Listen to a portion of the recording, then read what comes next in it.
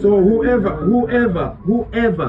is saying we are xenophobic, who's saying we are tribalistic, whoever is saying that we are barbaric and unskilled, this is the reason why I'm standing up for the country. This is the reason why. This is the precious thing you can have as a man in life. This is the most precious thing God can give you in life.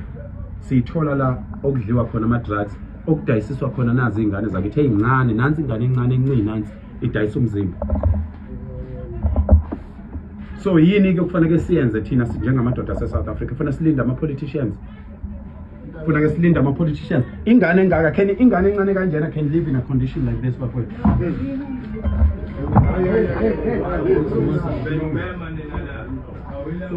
So I'm dismantling this thing. Lengane lena njengamanje.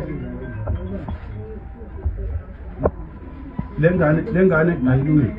Lengane njengamanje sisi uboshelweni lo sisi. Ukudayisa ngomzimba. Ama drugs kwenzekeni. Wenzani? Uphethe la. Oh, iphosela. Okay. So ukuliphi ijele?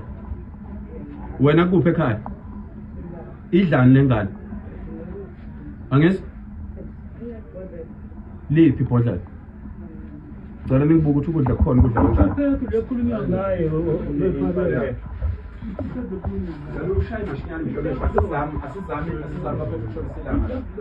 Baswela abantu abazomsebenzela sivale le ndawo. Finish. Njengamanje ngizocela ukuthi kuhambe kuyolungiswa ngizocela abosisi kuhambe beyongicingela ukudla kwalengane sizama ukuthengela lengane ukudla. Bese kuthiwa xenophobic, kuthiwa si-tribal, singama-tribalist. Yini e-tribalist ngalento? Ayikho isipho emhlabeni wemadoda, sikho isipho emhlabeni uNkulunkulu angakupha sona esedlula lento le.